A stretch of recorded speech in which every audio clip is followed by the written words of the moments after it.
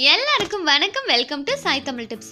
இன்னைக்கு மழை காலத்தில் பனி காலத்தில் நம்ம உடல்ல நோய் எதிர்ப்பு சக்தி கம்மியாகிறப்போ நமக்கு சளி காய்ச்சல் பிடிக்காமல் இருக்கிறதுக்கு ஒரு எளிமையான கஷாயம் வீட்டிலேயே எப்படி ரெடி பண்ணலாம் அப்படின்னு சொல்லிட்டு தாங்க பார்க்க போகிறோம். அதுவும் ரொம்ப ரொம்ப ஈஸியாக நம்ம வீட்டில் இருக்கக்கூடிய பொருட்களை வச்சு செய்யக்கூடிய கஷாயம். ஸோ அதை எப்படி செய்கிறேன்னு பார்க்குறதுக்கு முன்னாடி நம்ம சேனல் இப்போ தான் பார்க்குறீங்கன்னா மறக்காமல் சப்ஸ்கிரைப் பண்ணி பெல் ஐக்கானையும் கிளிக் பண்ணி வச்சுக்கோங்க.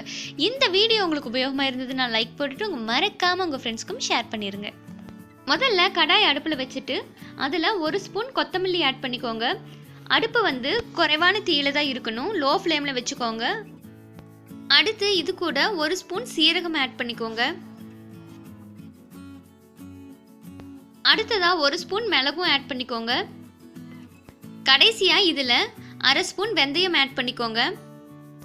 இப்போ இது எல்லாமே குறைவான தீயில நல்லா வறுத்து விடுங்க. அடுப்பு லோ ஃப்ளேம்ல தான் இருக்கணும், அதிகமா இருக்கக்கூடாது, இல்லாட்டி கருகி போன மாதிரி ஆயிரும்.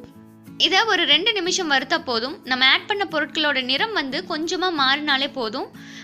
இது நல்லா வறுபடும் போது வீடு ஃபுல்லாக நல்ல மணமாக இருக்கும். அதோட இப்போ பார்த்தீங்கன்னா நம்ம ஆட் பண்ண அந்த ஸ்பைசஸ் எல்லாமே லைட்டாக வெடிக்க ஆரம்பிக்கும். இந்த டைமில் நீங்கள் அடுப்பு ஆஃப் பண்ணிக்கோங்க. இனி இது நல்லா ஆறட்டும். ஆறுனதுக்கப்புறம் மிக்சியில் போட்டு அரைச்சி நல்லா பவுடர் மாதிரி ரெடி பண்ணிக்கலாம். இப்போ பார்த்தீங்கன்னா நம்ம எண்ணெய் சேர்க்காம வெறுமனே வறுத்து அரைச்ச அந்த பொடி ரெடி ஆயாச்சு. இந்த மாதிரி ப்ரௌன் கலரில் இருக்கும். இதில் நம்ம சேர்த்துருக்கிற எல்லா பொருட்களுமே நம்மளோட உடலுக்கு ரொம்ப ரொம்ப நல்ல பொருட்கள். நம்ம டெய்லியுமே யூஸ் பண்ணக்கூடிய பொருட்கள் தான். அதையே நீங்கள் இந்த மாதிரி கஷாயமாக யூஸ் பண்ணுறப்போ நம்மளோட நோய் எதிர்ப்பு சக்தி பல மடங்கு அதிகரிக்கும். அதே மாதிரி இதில் நம்ம சேர்த்திருக்கிற எல்லா பொருட்களுமே நம்மளோட செரிமான பிரச்சனைகளுக்குமே நல்ல தீர்வு அமையும். குறிப்பாக மழைக்காலையும் பனிக்காலத்திலையும் நம்ம நிறைய தண்ணி குடிக்க மாட்டோம். அதுவே நம்மளுக்கு டைஜஷன் ப்ராப்ளம்ஸ் எல்லாமே வரும். ஸோ இந்த மாதிரி நீங்கள் கஷாயம் ஒரு நாளைக்கு ஒரு தடவையாவது நீங்கள் குடிச்சிட்டு வந்தீங்கன்னா அந்த மாதிரி எந்த ப்ராப்ளமுமே இருக்காது. இப்போ நான் குறைவான அளவில் செஞ்சு காட்டியிருக்கேன். உங்களுக்கு டெய்லி யூஸ் பண்ணணும். ஸோ நீங்கள் இன்றைக்கி நம்ம உபயோகிக்கிற பொருட்களை இன்னும் கொஞ்சம் அதிகமாக இதே ரேஷியோவில் எடுத்து நீங்கள் பொடி பண்ணி ஒரு கண்டெய்னரில் ஸ்டோர் பண்ணி வச்சுக்கோங்க. ஸோ இந்த பவுடர் ரெடி பண்ணியாச்சு. நீ இதுக்கு தேவையான அடுத்த பொருள் என்னன்னு பார்த்துடலாம். இது கூட 4லிருந்து 5 பல் பூண்டை எடுத்துட்டு அதை நல்லா அந்த தோல் நீக்கிட்டு நல்லா தட்டிட்டு நம்ம சேர்க்கணும். நீங்கள் பெரிய பூண்டாக எடுக்கிறீங்கன்னா 3 பல் பூண்டே போதுமானது. ஒரு பாத்திரத்தில் 2 டம்ளர் தண்ணி ஆட் பண்ணிக்கோங்க. இப்போ நான் சொல்கிற அளவுகள் 2லிருந்து 3 பேர் வரைக்குமே குடிக்கலாம்.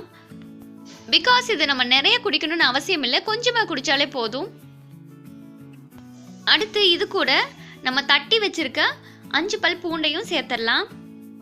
பூண்டை இந்த மாதிரி நல்லா தட்டி போடுறப்ப அதோட ஃப்ளேவர் நல்லா இறங்கும்.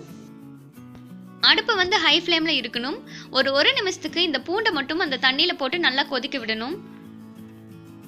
தண்ணியில் பூண்டை சேர்த்துட்டு 1 நிமிஷம் ஆனதுக்கப்புறம் நம்ம வறுத்து அரைச்சி வச்சிருக்க அந்த பவுடரில் 1 ஸ்பூன் சேர்த்துக்கோங்க. தென் இதை நல்லா மிக்ஸ் பண்ணி விட்டுடலாம். இப்போவும் அடுப்பு ஹை ஃப்ளேமில் தான் இருக்குது. இது நல்லா பொங்கி வரணும். ஒரு கொதி வந்ததுக்கப்புறம் மறுபடியும் மீடியம் ஃப்ளேமுக்கு மாற்றி கொஞ்ச நேரம் கொதிக்க விட்டால் போதும். இப்போ பார்த்தீங்கன்னா 1லிருந்து 2 நிமிஷத்துக்குள்ளேயே இந்த மாதிரி நல்லா கொதிக்க ஆரம்பிச்சிடும். இந்த மாதிரி கொதிக்க ஆரம்பிச்சதும் நீங்கள் அடுப்பை மறுபடியும் மீடியம் ஃப்ளேமில் மாற்றிக்கோங்க. இது ரொம்ப சுண்ட காய்ச்சணும் அப்படிங்கிற அவசியம் கிடையாது. ஒரு 5 நிமிஷம் இந்த மாதிரி மீடியம் ஃப்ளேமில் வச்சுட்டு நல்லா கொதிக்க வச்சாலே போதும். இப்போ பார்த்தீங்கன்னா ஒரு 5 மினிட்ஸ் நல்லா கொதிச்சிருச்சு. இனி அடுப்பை ஆஃப் பண்ணிக்கலாம். ஆஃப் பண்ணிட்டு இதை நல்லா ஒரு மூடி போட்டு நல்லா மூடி வச்சிருங்க. கொஞ்ச நேரம் இந்த மாதிரி மூடி போட்டு நீங்கள் மூடி வச்சாலே அந்த தண்ணி மேலே வந்துடும். நம்ம ஆட் பண்ண அந்த பவுடர் அந்த பூண்டு எல்லாமே கீழே போயிடும். இதை நம்ம ஒரு டம்ளருக்கு மாற்றிக்கலாம். இது நல்லா தெளிஞ்சு இருக்கிறங்காட்டி நம்ம வடிகட்டி எல்லாம் யூஸ் பண்ணணும்னு அவசியமே இல்லை. ஜஸ்ட் அந்த சாச்சாலே வெறும் அந்த தண்ணி மட்டும் நம்மளுக்கு ஃபில்டராகி வந்துடும். ஸோ நம்மளோட நோய் எதிர்ப்பு சக்தி அதிகரிக்கக்கூடிய கஷாயம் ரெடி ஆயாச்சு. அடுத்து இது கூட கொஞ்சமாக தேவைப்பட்ட உப்பு சேர்த்துக்கலாம். சுவை நல்லா இருக்கும். உப்பு சேர்த்துட்டு நல்லா மிக்ஸ் பண்ணிக்கோங்க. இப்போ நான் சொன்ன அளவுகள் 2லிருந்து 3 பேர் தாராளமாக குடிக்கலாம். கொஞ்சம் கொஞ்சமாக குடித்தா போதும், இவ்வளவும் குடிக்கணும்னு அவசியம் இல்லை. இதில் வெந்தயம் சேர்த்திருக்கங்காட்டி கொஞ்சம் கசப்பாக இருக்கும். இதை உங்களுக்கு எப்போ டைம் கிடைக்குதோ அப்போ நீங்கள் ரெடி பண்ணி குடிச்சிட்டு வரலாம். இப்போ தான் குடிக்கணும் அப்போ தான் குடிக்கணும்னு அவசியம் இல்லை. எப்போனாலும் நீங்கள் ரெடி பண்ணி குடிச்சிட்டு வரலாம்.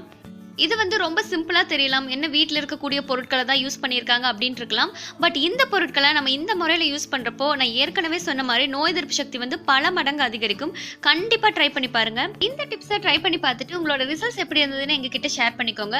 அதே மாரி இந்த டிப்ஸ்ல ஏதாவது டவுட் இருந்ததுன்னா கமெண்ட் செக்ஷன்ல கேளுங்க, நான் ஆன்சர் பண்றேன். தேங்க்ஸ் ஃபார் வாட்சிங்.